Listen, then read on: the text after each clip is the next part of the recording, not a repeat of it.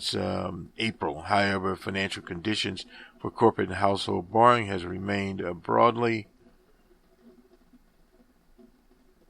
favorable. Higher yields partly reflect improving economic activity in the bottoming out of headline inflation, while in the Eurozone they have reflected a correction after early declines to extremely compressed levels in response to increased bond purchases by the European Central Bank. Again, stimulus. In other factors in currency market, the dollar has depreciated by some 2% in real effective terms relative to the baseline value assumed for April of 2015, while the euro has appreciated about 1%, but compared to average levels in 2014, the euro, the yen are still at depressed levels and will therefore continue to support the recovery of the Eurozone and Japan in 2015 and 16, given the constraints on monetary policy in these economies because of zero lower bond on policy interest.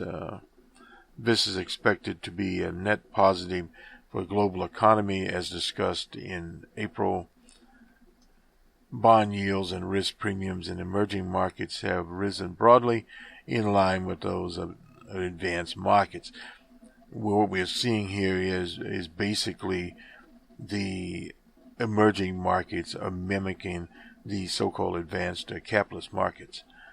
The capital flows to those markets are estimated to decrease in 2015 compared with the second half of 2014, and may see further depreciations, no doubt about that. Most recently, bank holidays in Greece and subsequent referendum, along with increased uncertainty about the prospects and the nature of any future support from the international community, has led to a sharply higher spread on Greek sovereign bonds, especially short-term maturities. Elsewhere, financial markets reactions have been relatively mute, and with some decline in the price of risky assets and moderate increase in prices of safe haven sovereignty bonds.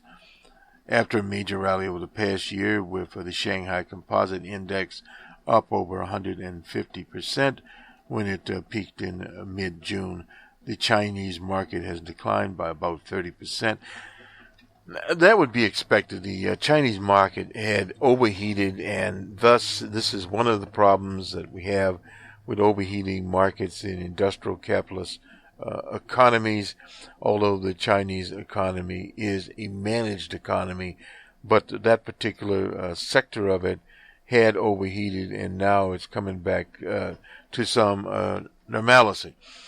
Overall, as discussed below, the developments have not changed the broad outlook picture for global economy, although they are expected to result in somewhat lower annual global growth rates in 2015.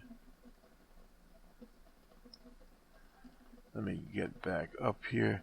The updated forecast, advanced economies, growth in advanced economies projected to increase 1.8% in 2014 to 2.1% in 15 and 2.4% in 16. A more gradual pickup than was forecast in April. The unexpected weakness in North America of 8.2. The economic recovery in the Eurozone seems broadly on track, with a gradual robust recovery in domestic demand and inflation beginning to increase. Growth projections have been revised upward for many areas in the economy. Obviously, Greece not in that category.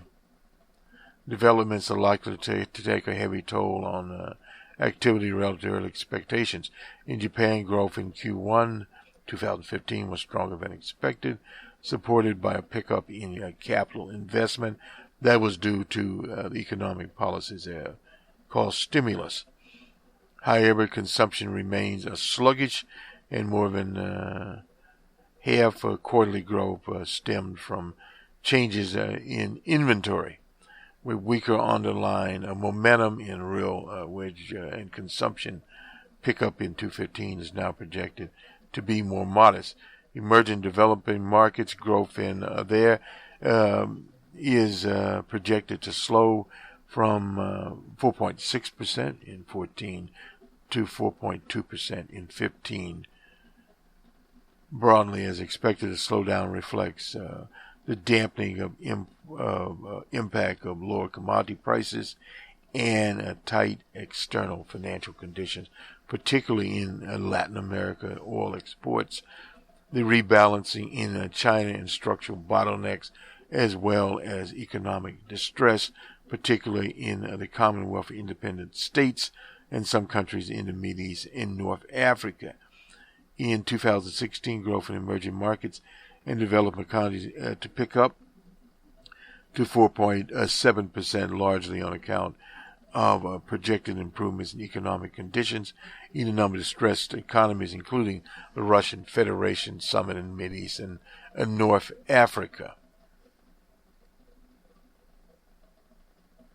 Much of the growth slowdown in recent years has amounted to a moderate from above-trend growth. Now, the distribution of risks to near-term outlook for global growth is broadly unchanged from the April forecast, slightly tilted to a downward side. Disruptive asset price shifts and a further increase in financial markets volatility remains an important downside risks. Term and risk premiums are on long-term bonds are still very slow, and there's a possibility of market reacting strongly to surprises there. Now, the markets have somewhat adjusted to, quote-unquote, those surprises. Developments in Greece, back to the report, have so far not resulted in significant carnage. Contagion, I'm sorry.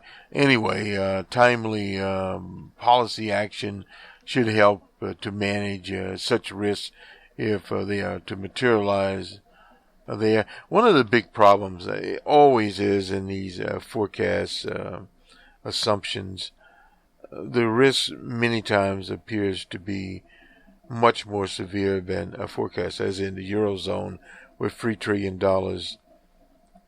out there from Greece, and what the reaction to that will be in the internal economies. And also some of the Europeans fear that in countries such as Spain and Italy, the left-of-center parties there will go more in the direction of the Greek parties. So thus you have a mixture of things happening and of policies. Our sister, I suppose, our partner in Greece was telling us about some of the policies of the present government there and their favorability to corporations in Greece. And there are always local considerations that have to be ironed out, and that is in the political sphere. Policy priorities projected pickup in global growth, while still expect has not fully materialized. Well, that is not there. Advanced economies, accommodative monetary policy should continue to support economic activity and lift inflation back to target in a number of countries with financial fiscal space due to the near-term fiscal stance should be eased, especially through increased infrastructure investment. They've long since, and this is stimulus, in economies with high public debt, the pace of financial accommodation needs to strike an appropriate balance between debt reduction and imposing a drag on economic activities. Efforts at implementing structural reforms remain urgent across advanced countries, but to tackle crisis legacies and to raise potential output. In emerging markets, developing economies, macro economic policy space to support demand is generally more limited, and this is in the case of Greece, no matter what happens, but it should be used to the extent possible. In many of these economies, demand support should come from fiscal policy rebalancing aimed at boosting long-run growth, and tax reform, spending repriorities. In oil importers, lower oil prices have reduced price pressure and external vulnerabilities, which will ease the burden of monetary policy. In oil exporters, public spending should be adjusted there. Well, those are recommendations, and the rest is obviously charts. We won't go into that other than talking about advanced economies. The projections here: 3.3 in 15, 3.8 in 16. So we'll refer back to this from time to time. Now we go to the International Energy Agency. This is on July the 10th. Global demand growth is forecast to lower to 1.2 million barrels per day in 2016 from an average of 1.4 this time last year. That is from the oil market report in July. The world demand appears to have peaked in the first, that's Q1, at 1.8 billion barrels, and will continue to ease throughout the rest of 2015 and 2016 as temporary support fades. Global oil supplies by a surge by 550,000 barrels per day in June, the highest output for both OPEC and non-OPEC nations, at 98.8. World production was impassive at 3.1, higher than a year ago, with OPEC crude and natural gas, liquefied gas, accounting for 60% of the gain there. OPEC crude supplies rose by 340 barrels in June to 31.7 million barrels, and that's million barrels a year high level by record high output from Iraq, Saudi Arabia, and UK, United Arab Emirates. OPEC output stood at 1.5 million barrels above the previous year, and this cannot continue on. Industrial inventories hit a record of 2.87 million barrels in May,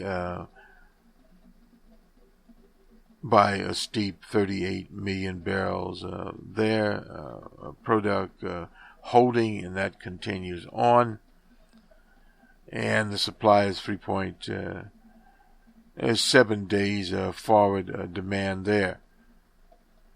Robust margins spurred strength, stronger than expected, refinery